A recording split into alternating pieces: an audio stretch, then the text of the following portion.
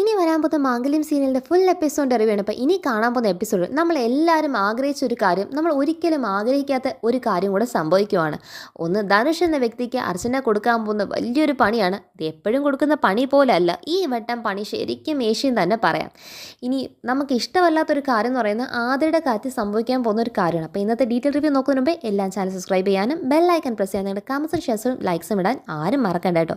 അപ്പോൾ എപ്പിസോഡ് തുടങ്ങുമ്പോൾ തന്നെ കാണിക്കുന്നത് ECP ഒരു ഫോട്ടോ അയച്ചു കൊടുത്തല്ലോ, ഒരു മാലയുടെ ഫോട്ടോ. അതായത് ഈ മാല ഐഡൻറ്റിഫൈ ചെയ്യാൻ വേണ്ടി അർച്ചനയുടെ ഫോണിലേക്ക് അയച്ചു കൊടുത്താണ്. കാരണം ശാലിനി പറഞ്ഞിട്ട് അയച്ചു കൊടുത്താൽ. അപ്പോൾ ഈ ഫോട്ടോ അനക്ക തിരിച്ചറിയുന്നുണ്ട്, ഇത് ധനുഷിൻ്റെ കഴുത്തിൽ കിടന്ന മാല തന്നെയാണ്. അപ്പം എല്ലാവർക്കും ഡൗട്ട്, ഈ ധനുഷിൻ്റെ മാല എങ്ങനെയാണ് അജയൻ്റെ ഡെഡ് ബോഡിയിലേക്ക് വരുന്നുള്ള ഡൗട്ടിലേക്ക് തന്നെയാണ് എല്ലാവരും ഇരിക്കുന്നത്. അപ്പം ഇതിൻ്റെ അകത്ത് അർച്ചനയുടെ മനസ്സിൽ ഏറ്റവും വലിയ പേടി, കാരണം അവസാനമായിട്ട് എല്ലാവർക്കും അറിയാവുന്ന രീതിയിൽ ഈ പറയുന്ന അജയനെ പോയി കണ്ടെന്ന് പറയുന്നത് അർച്ചനയും അതുപോലെ സച്ചി എല്ലാം കണ്ടിട്ട് അവനെ അടിച്ച് ചാമ്പാക്കി അവിടെ കെട്ടിയിട്ടിടാൻ വന്നത്. അങ്ങനെ ഇട്ടിട്ട് വന്ന അജയനെ പിന്നെ ആരായിരിക്കും വന്ന് ഇങ്ങനെ വകവരുത്തിയത്? ആ വകവരുത്തിയതിൻ്റെ ലക്ഷ്യം എന്താണ്? പക്ഷെ അതൊന്നും തെളിയിക്കാൻ നമ്മുടെ കയ്യിൽ പ്രൂഫില്ല. അവസാനമായി നമ്മൾ തന്നെയാണ് അജയനെ കണ്ടിരിക്കുന്നുള്ളതിന് പ്രൂഫുള്ളൂ. കാരണം അജയൻ അനഘയെ തട്ടിക്കൊണ്ടുപോയത് നമ്മൾ അവൻ്റെ പിറകെ അതിനു വേണ്ടി പോയി അവനെ കെട്ടി വരിഞ്ഞ് അവിടെ ഇട്ടിട്ട് വന്നത് നമ്മളാണ്. അപ്പം ലാസ്റ്റ് അന്വേഷണം വരുമ്പോൾ നമുക്കെതിരെ തന്നെ അന്വേഷണം വരാൻ ചാൻസുകൾ കൂടുതലാണ്. അങ്ങനെ ഇരിക്കും നമ്മൾ ഇതിനകത്ത് എങ്ങനെ നമുക്ക് നമ്മുടെ പേര് വരാതെ എസ്കേപ്പ് ആകാൻ പറ്റും? ഇനി അവന്തികേട്ടത്തെയും ധനുഷും ചേർന്നായി ചെയ്തെങ്കിൽ ഇവർക്കെതിരെ നമ്മുടെ കയ്യിൽ പ്രൂഫ് എന്താണുള്ളത്? ഇപ്പോൾ ഈ മാല ഇവൻ്റെതാണോ എന്ന് ചോദിച്ചാൽ അവനത് ഏൽക്കാനുള്ള എന്തെങ്കിലും ചാൻസ് ഉണ്ടോ? അവനത് അല്ല എന്ന് പറഞ്ഞിട്ട് പോകത്തല്ലേ ഉള്ളൂ. അപ്പം നമ്മുടെ മുന്നിൽ അതിനൊരു പ്രൂഫ് ഉണ്ടാകണം. അപ്പോൾ ഈ സച്ചി പറയുന്നുണ്ട്, ആ പോലീസ് ഓഫീസർ ഭയങ്കര മിടുക്കനാണെന്നാണ് കേട്ടിരിക്കുന്നത്, അപ്പം കേട്ടതുപോലെ അല്ല, അതുകൊണ്ട് എളുപ്പത്തിൽ അയാളെ പറ്റിക്കാനൊന്നും പറ്റത്തുമില്ല. അപ്പോഴത്തേക്കും സന്ധി പറയുന്നുണ്ട്, നമ്മൾ എന്തിനാണ് ഏട്ടാ പേടിക്കുന്നത്? നമ്മൾ അതിന് അജയനെ കൊന്നിട്ടൊന്നുമില്ല, നമ്മൾ ചെയ്യാത്ത കുറ്റത്തിൻ്റെ പേരിൽ നമ്മൾ ഇപ്പോഴേ എന്തിനാണ് ടെൻഷൻ അടിച്ച് ചാവുന്നത്? നമുക്കത് വരുന്നിടത്ത് വെച്ച് നോക്കാം എന്നിവർ സംസാരിച്ചുകൊണ്ടിരിക്കുമ്പോഴത്തേക്കും അർച്ചന പറയുന്നുണ്ട്, എൻ്റെ കയ്യിൽ ഞാൻ എന്തായാലും അവൻ്റെ മാലയം തെളിക്കാനുള്ള ഒരു പ്രൂഫൊക്കെ ഞാൻ ഒപ്പിച്ചേക്കാം എന്ന് അർച്ചന അവിടെ വാക്ക് കൊടുത്ത് അവിടെ സംസാരിക്കുമ്പോൾ എന്തായാലും ഏട്ടത്തി ഏറ്റല്ലോ കാര്യം എന്ന് പറഞ്ഞുകൊണ്ടിരിക്കുമ്പോഴത്തേക്കും ഒരു ഫോൺ വരുവാണ്. അപ്പോൾ സന്ദീപിൻ്റെ കയ്യിൽ തന്നെ അർച്ചനയുടെ ഫോൺ ഇരിക്കും. സന്ദീപിൻ്റെ ഫോണിനകത്ത് ട്രൈ ചെയ്തിട്ട് സന്ദീപിൻ്റെ ഫോണിൽ കിട്ടുന്നില്ല. അങ്ങനെ അനൂപാണ് ഒരു ഫോൺ കോൾ വിളിക്കുന്നത്. അത് വിളിക്കുന്ന മറ്റൊന്നുമല്ല, ആതിരയ്ക്ക് ഇങ്ങനെ ഒരു കാര്യം സംഭവിച്ചെന്ന് പറയുന്നത്. അപ്പോഴത്തേക്കും കേട്ടിട്ട് അർച്ചന ഷോക്കാവാണ്. അപ്പോൾ ഇവർ ആതിരയെക്കുറിച്ച് സംസാരിക്കുന്ന എല്ലാ കാര്യം തന്നെ ഒരു കഥകിൻ്റെ ഇടയിൽ മറഞ്ഞു നിന്ന് ഈ അവന്തിക എല്ലാം കേട്ട് ചിന്തിക്കും, ദൈവം എൻ്റെ കൂടെ തന്നെയാണ് നിൽക്കുന്നത് എന്നൊക്കെ അവന്തിക മനസ്സിൽ പറയും. കാരണം ഞാൻ അവൾക്കൊരു പണി കൊടുത്ത് ആ കൊച്ചിനെ ഇല്ലാതാക്കണമെന്ന് വിചാരിച്ചെങ്കിൽ അവൾ തന്നെ പോയി തറയെ വീണ് കിടന്ന് അവളുടെ കൊച്ചി ഇല്ലാതാക്കാനുള്ള സർവ്വ അവസ്ഥ എത്തിയല്ലോ. ഇനി ബാക്കി എൻ്റെ ഭാഗത്തു നിന്നുള്ള കാര്യം ചെയ്തും കൂടെ കഴിഞ്ഞാൽ പിന്നെ അതോടെ കഴിഞ്ഞ് ആതിരയും ആതിരയുടെ കൊച്ചുമായിട്ടുള്ള സ്വപ്നവും കൊണ്ടുവന്ന് മീര എൻ്റെ കയ്യിലേക്ക് എടുത്തു വെച്ച് തരുമെന്ന് പറഞ്ഞാൽ ആ ഒരു വാശിയുടെയും വെല്ലുവിളിയൊക്കെ അവന്തിക തോൽപ്പിച്ചിരിക്കും എന്ന മനസ്സിനകത്ത് അവന്തിക ചിന്തിക്കുവാണ്. അപ്പോഴത്തേക്ക് എന്താണ്, സച്ചിയും അർച്ചനയൊക്കെ എന്താണ് ടെൻഷനും കൊണ്ട് നേരെ ആതിരയെ കാണാനായിട്ട് ഓടിപ്പോയി കഴിഞ്ഞാൽ. അപ്പോൾ ആതിരയുടെ കാര്യം എന്ന് പറയുമ്പോൾ ഭയങ്കര ഇച്ചിരി കോംപ്ലിക്കേറ്റഡ് ആണെന്നൊക്കെ പറയുന്നുണ്ട്. അപ്പോഴത്തേക്കും തന്നെ എന്താണ് പറയുന്നുണ്ട്, ആതിരയുടെ പ്ലാസൻ്റയുടെ തിക്നെസ്സിൻ്റെ കൂടുതൽ വന്നു. ആ ഒരു പ്ലാസൻ്റയുടെ തിക്നെസ്സിൻ്റെ കൂടുതൽ കൊണ്ടാണ് ഈ ഒരു ഹെവി പ്രഷർ ഫീൽ ചെയ്ത് ഇങ്ങനത്തെ ഒരു പെട്ടെന്നൊരു അമിതമായ ഒരു ബ്ലീഡിങ് വന്നു, ഒത്തിരി ബ്ലഡ് ലോസ് ഒക്കെ വന്നിട്ടുണ്ടെന്നുള്ള കാര്യം. അതുകൊണ്ട് എന്താണ് ഇച്ചിരി ഇപ്പോൾ സിറ്റുവേഷൻ ഇച്ചിരി കോംപ്ലിക്കേറ്റഡ് ആണെന്നുള്ള കാര്യമൊക്കെ പറയുമ്പോൾ എല്ലാ ടെൻഷനാണ് നിൽക്കുമോ. ഈ പ്ലാസൻ്റ തിക്നെസ് എന്ന് പറയുന്നതിനെക്കുറിച്ച് ഒരു 2 വാക്ക് പറയാം. കാരണം ഈ പ്ലാസൻ്റ തിക്നെസ്സിനെ കുറിച്ച് അറിയാനുള്ളവർക്കാണെങ്കിൽ അറിയുക, അല്ലെങ്കിൽ അടുത്ത മിനിറ്റിലേക്ക് സ്കിപ്പ് ചെയ്ത് പോകും. അപ്പോൾ ഈ പ്ലാസൻ്റ തിക്നെസ് എന്ന് പറയുന്നത് ഇൻ പ്രഗ്നൻസി ചില സ്ത്രീകൾ വരുന്ന ഒരു കാര്യമാണ്. അപ്പോൾ പ്ലാസൻ്റ തിക്നെസ് വരാതിരിക്കാനായിട്ട് എന്തെങ്കിലും ചെയ്യണമെങ്കിൽ നല്ല ന്യൂട്രീഷനുള്ള ഫുഡുകൾ കഴിക്കുക, നല്ല അയൺ റിച്ച് ആയിട്ടുള്ള ഫുഡ്സ് കഴിക്കുക. പക്ഷേ എന്താ പറഞ്ഞാൽ അയണിൻ്റെ അളവ് നിങ്ങൾക്ക് അറിയാമല്ലോ, നിങ്ങൾക്ക് പ്രിസ്ക്രൈബ് ചെയ്യുന്ന അളവിൽ കൂടുതൽ പാടില്ല. പിന്നെ ഈ പ്ലാസൻ്റ തിക്നെസ് നിങ്ങൾക്ക് ഇപ്പം ഗസ്റ്റേഷണൽ ഡയബറ്റീസ്, അതായത് ഇപ്പം പ്രസവ കാലത്തിൽ വരുന്ന ഒരു ഡയബറ്റീസ് നിങ്ങൾക്ക് ഉണ്ടെങ്കിൽ, അതുപോലെ എന്തെങ്കിലും പ്രത്യേക രീതിക്ക് അതൊരു ഇൻഫെക്ഷൻ ഉണ്ടെങ്കിൽ, മൾട്ടിപ്പിൾ പ്രഗ്നൻസീസ് ഉടൻ തന്നെ നടക്കുന്നുണ്ടെങ്കിൽ, അതായത് ഒരു പ്രസവത്തിന് ശേഷം അടുത്തടുത്ത് നിങ്ങൾക്ക് ഒരു പ്രസവം വരുന്നുണ്ടെങ്കിൽ ആ ഒരു ചില സിറ്റുവേഷനകത്ത് പോലത്തെ രീതിക്ക് അതുപോലെ പ്ലാസൻ്റ തിക്നെസ് ഹൈ ആയിട്ട് കാണിക്കാനുള്ള ചാൻസ് ഉണ്ട്. അങ്ങനെ പ്ലാസൻ്റ തിക്നെസ് ഹൈ ഉണ്ടെന്നുണ്ടെങ്കിൽ ഇങ്ങനെ ഹെവി ബ്ലീഡിങ് സംഭവിക്കാനുള്ള ചാൻസ് ഉണ്ട്. അതുപോലെ തന്നെ കുട്ടി ചിലപ്പം പ്രസവിച്ച് വരേണ്ട ആ ഒരു സമയത്തിന് മുന്നേ തന്നെ ഒരു പ്രീമേച്യൂർ ബർത്തിനുള്ള ചാൻസും കൂടുതലായിരിക്കും. അപ്പം അങ്ങനത്തെ ഒരു കാര്യം വരാതെ ചിലപ്പോൾ നിയോനാറ്റൽ മോർട്ടാലിറ്റി തന്നെ കൂടുതലാകും. അതായത് കുട്ടി ജനിക്കുന്നതിന് മുന്നേ തന്നെ ആ കുട്ടിയുടെ ജീവൻ നഷ്ടപ്പെടുക എന്നൊരവസ്ഥ തന്നെ അതിലേക്ക് വരുന്ന ചാൻസസ് ഉള്ളതുകൊണ്ട് പ്ലാസൻ്റ തിക്നെസ് ഉണ്ടോ എന്ന കാര്യം നിങ്ങൾ സോണോഗ്രാഫി ചെയ്യുന്ന രീതിക്കകത്ത് അതൊന്ന് ടെസ്റ്റ് ചെയ്തുകൊണ്ടിരിക്കുക. അപ്പോൾ നിങ്ങൾക്ക് അതിൻ്റെ അപ്ഡേറ്റ്സ് അറിയാനായിട്ട് നിങ്ങൾക്ക് പറ്റും. തിക്നെസ് അതുപോലെ ഉള്ള ഒരു വ്യക്തിയാണ് നിങ്ങളെങ്കിൽ, അതായത് റിപ്പീറ്റഡ്ലി തന്നെ അങ്ങനെ പ്ലാസൻ്റ തിക്നെസ് നിങ്ങൾക്ക് കാണുന്നുണ്ടെങ്കിൽ നിങ്ങൾ കഴിവതും ഈ ഹെവി ആയിട്ടുള്ള വർക്കൊക്കെ ചെയ്തില്ലേ, അതായത് ഈ വീട്ടുജോലിയൊക്കെ എല്ലാം കൂടെ ഒരുമിച്ചിട്ട് ചെയ്യുക എന്നുള്ള കാര്യം അതൊക്കെ കുറച്ച് അവോയ്ഡ് ചെയ്ത് ആവശ്യത്തിന് നല്ല റെസ്റ്റ് എടുത്ത് നല്ല രീതിയിൽ ന്യൂട്രീഷനുള്ള ഫുഡുകളും അയൺ റിച്ച് ആയിട്ടുള്ള ഫുഡ്സൊക്കെ ഇഷ്ടംപോലെ കഴിക്കുക. ഇനി വരുന്നത് ഇത്രയും കാര്യങ്ങൾ വേണ്ടാത്തവരാണെങ്കിൽ ഇത് ഞാൻ ടൈം സ്റ്റാമ്പ് കൊടുത്തിട്ടുണ്ട്, അടുത്ത മിനിറ്റ് എവിടെ നിന്നാണ് അവിടുന്ന് മാത്രം കേട്ടാൽ മതി. അപ്പോൾ അതിൻ്റെ പരാതി ആരും പറയണ്ട കേട്ടോ. ഇതൊരു എല്ലാവരും അറിഞ്ഞിരിക്കേണ്ട ഒരു കാര്യമായതുകൊണ്ട് മാത്രം പറഞ്ഞു തന്നേ ഉള്ളൂ. അപ്പം പിന്നെ പിന്നെ കാണിക്കുന്നതാണ് ആദ്യയുടെ കാര്യമൊക്കെ അവിടെ സംസാരിച്ച് എല്ലാം ടെൻഷനകത്ത് നിൽക്കുകയാണ്. പക്ഷേ ഈ ടെൻഷൻ്റെ ഒക്കെ നടുക്കും നമ്മുടെ അർച്ചന ഒരു കാര്യം ചെയ്യുന്നുണ്ട്. അതാണ് ഇന്നത്തെ എപ്പിസോഡ് ഏറ്റവും വലിയ ഹൈലൈറ്റ് എന്ന് പറയുന്നത്. അപ്പോൾ അർച്ചന നേരെ വരുന്നത് ധനുഷിൻ്റെ മുറിയിലേക്ക് വന്നത്. അപ്പോൾ ആ ധനുഷ് എന്താണ് ഒരുങ്ങിക്കൊണ്ടിരിക്കുക. പെട്ടെന്നാണ് തിരിയുമ്പോൾ അർച്ചനെ കാണുന്നത്. അപ്പം അർച്ചന മാഡം എന്താ ഇവിടെ? ഞാൻ ചുമ്മാ വന്നതേ ഉള്ളൂ. ഞാൻ ആലോചിക്കുന്നു ഈ മുറിക്ക് എന്തോരം നല്ല വിശാലതയൊക്കെ ഉണ്ട് അല്ലേ. എന്നെ കല്യാണം കഴിപ്പിച്ചുകൊണ്ട് വരുമ്പോഴേ ഇതെന്താണ് നമ്മൾ വേസ്റ്റൊക്കെ വാരിയിട്ടിരുന്ന ഒരു മുറിയായിരുന്നു. അപ്പം പെട്ടെന്ന് വെച്ച് നന്ദേട്ടൻ ഈ മുറിയൊക്കെ അടിച്ച് വൃത്തിയാക്കി വെക്കണം, ഒരാൾ താമസിക്കാൻ വരുന്നുണ്ടെന്നൊക്കെ പറഞ്ഞപ്പം അത് കേട്ടിട്ട് ഭയങ്കര സന്തോഷമായിരുന്നു. കാരണം ഈ മുറി വൃത്തിയായി കിടക്കുമല്ലോ. പക്ഷെ ഞങ്ങൾ ആരെങ്കിലും അറിഞ്ഞോ നന്ദേട്ടൻ ലോകം കണ്ടതിൽ വെച്ച് ഏറ്റവും വലിയൊരു വേസ്റ്റിനെയാണ് ഇവിടെ കൊണ്ടുവന്ന് താമസിപ്പിക്കാൻ പോകുന്നതെന്നുള്ള കാര്യം? അങ്ങനെ പറയുമ്പോഴത്തേക്ക് അർച്ചനയുടെ വാക്ക് കേട്ട് തന്നെയാണ് വേസ്റ്റ് എന്ന് പറഞ്ഞ് മനസ്സിലാക്കി ധനുഷ്. ചുമ്മാതൊന്നുമില്ല, ധനുഷ് തിരിച്ചു പറയുന്നുണ്ട്. അർച്ചന മാഡം കേട്ടിട്ടില്ലേ, ചില വേസ്റ്റുകൾ എന്ന് പറയുന്നത് ഭൂമിക്ക് വളമാണ്. അർച്ചന മാഡം, ചില വേസ്റ്റുകൾ നല്ലൊരു വളമാണ്. പിന്നെ നല്ല ബലപുഷ്ടിയുള്ള ഒരു ഭൂമി വേണമെന്ന് മാത്രമേ ഉള്ളൂ. നല്ല അങ്ങനത്തെ ഒരു വളക്കൂറുള്ള മണ്ണ് കണ്ട ആ വേസ്റ്റുകൾ അവിടെ നല്ല പോലെ സ്ഥാനം ഉറപ്പിച്ച് നിന്ന് ബാക്കിയുള്ള എല്ലാത്തിനും കൂടെ വരുന്ന രീതിയിൽ ഉഴുത് മറിച്ച് ഇനി കുറേ കാര്യങ്ങളൊക്കെ നേടും. ഇനി ഇവിടെ ഉഴുത് മറിച്ച് കുറേ കാര്യങ്ങൾ കൊയ്യാനൊക്കെ ഉണ്ട്. അപ്പോഴത്തേക്ക് അർച്ചന എന്താണ് തലയാട്ടി നിൽക്കുവാണ്.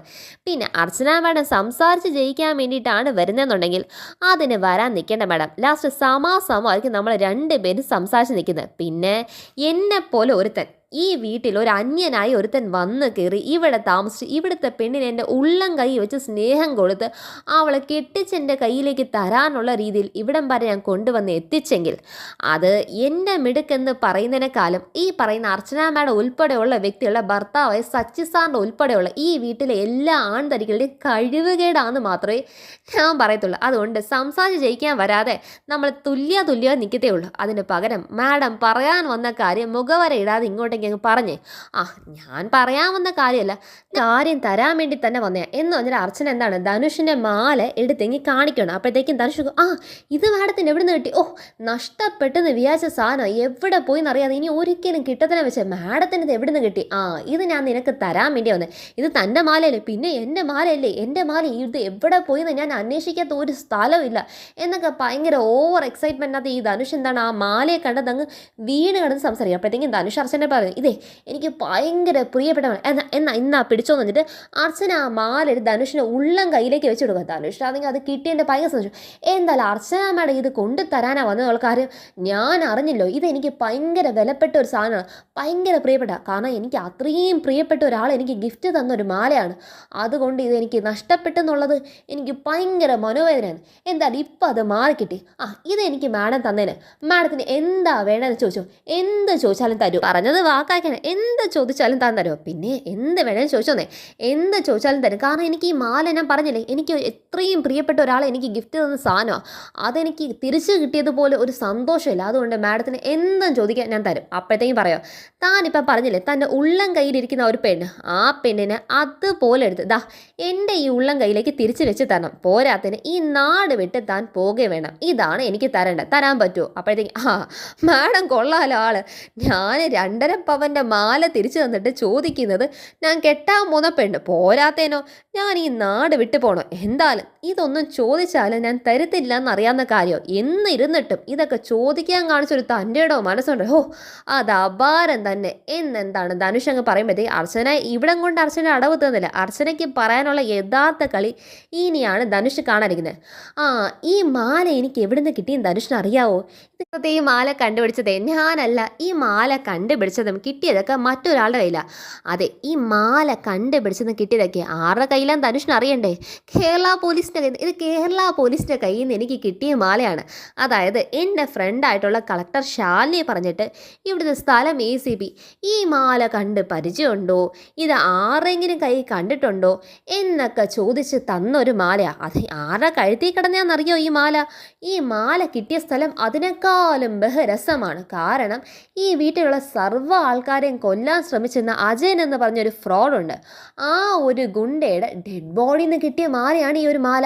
ഒന്ന് ആലോചിക്കണേ, തൻ്റെ മാല അജയൻ്റെ ഡെഡ് ബോഡിയിലേക്ക് വന്നിരിക്കുന്നു. അപാരം തന്നെ.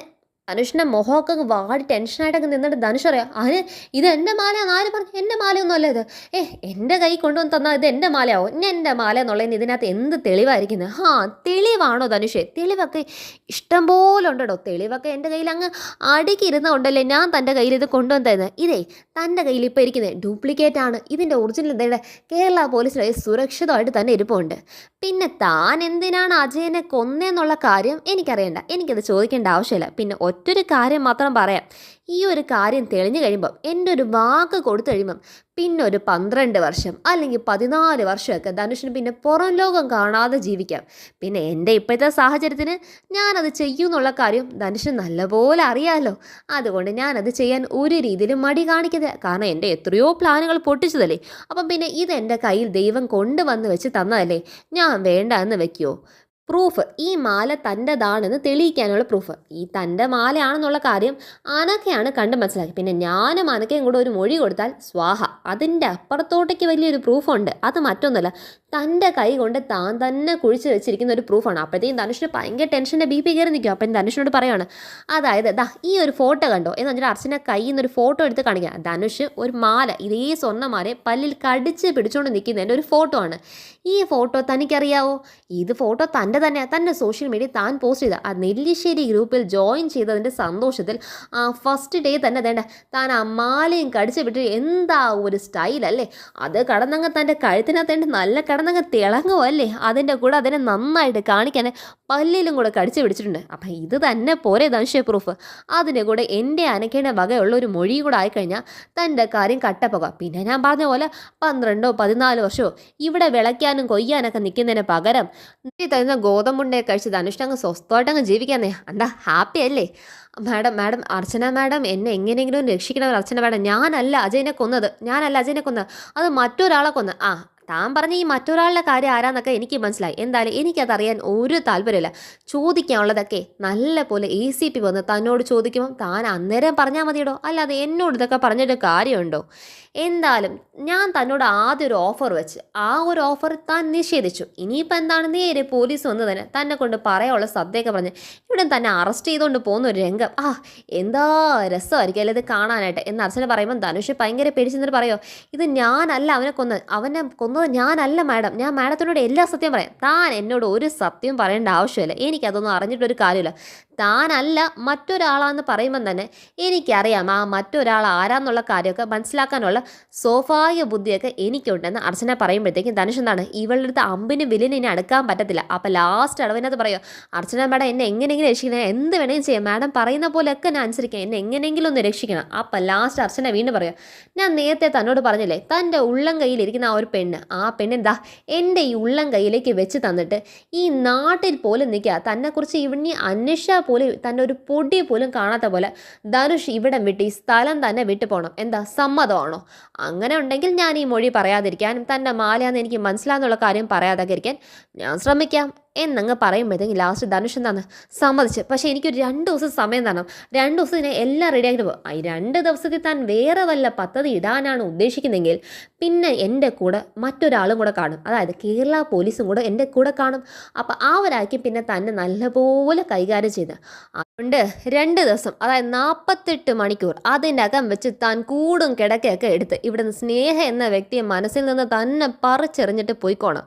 പിന്നെ ഒരിക്കലും ഈ പരിസരത്ത് പോലും തന്നെ കണ്ടുപോലെ. ഇനി അഥവാ 49ാമത്തെ മണിക്കൂറിൽ കണ്ട, ഞാൻ പറഞ്ഞില്ലേ കേരള പോലീസും കൂടെ എൻ്റെ കൂടെ കാണും. അതുകൊണ്ട് മറക്കാൻ നിൽക്കേണ്ട കേട്ടോടോ എന്ന് പറഞ്ഞ് ധനുഷ് നല്ല പോലെ അങ്ങ് ഭീഷണിപ്പെടുത്തി ലാസ്റ്റ് ധനുഷ് അതിന് സമ്മതിച്ചു കൊടുക്കുക. ഞാൻ വരത്തില്ല, ഞാൻ മാഡത്തിന് തന്നെ ഉറപ്പാ എന്ന് പറഞ്ഞ് ധനുഷിനെ കൊണ്ട് ലാസ്റ്റ് ഈ കുടുംബം വിട്ട് ഇറങ്ങാൻ, വേസ്റ്റിനെ തൂത്തുവാരി എറിയാനുള്ള അർച്ചനയുടെ പ്ലാൻ അടിപൊളിയെ വിജയിച്ചിരിക്കുക. പിന്നെ കാണിക്കുന്ന അർച്ചനയും സച്ചിയും കൂടെ എന്താണ് ബെഡ്റൂമിൽ ഇരിക്കുമ്പോഴത്തേക്കും ACP കോൾ വിളിച്ച് സംസാരിക്കുകയാണ്. അപ്പം എന്താ അർച്ചന, ഞാൻ അർച്ചന എന്ന് പറയുമ്പോഴത്തേക്കും ഞാൻ ശാലിനി പറഞ്ഞിട്ട് സാർ എനിക്ക് ഫോട്ടോ ഇട്ട് തന്നില്ലേ. അപ്പം ആ അർച്ചന എന്ന് പറയുമ്പോൾ പറഞ്ഞോളൂ അർച്ചന, എന്താ മാല തിരിച്ചറിഞ്ഞോ?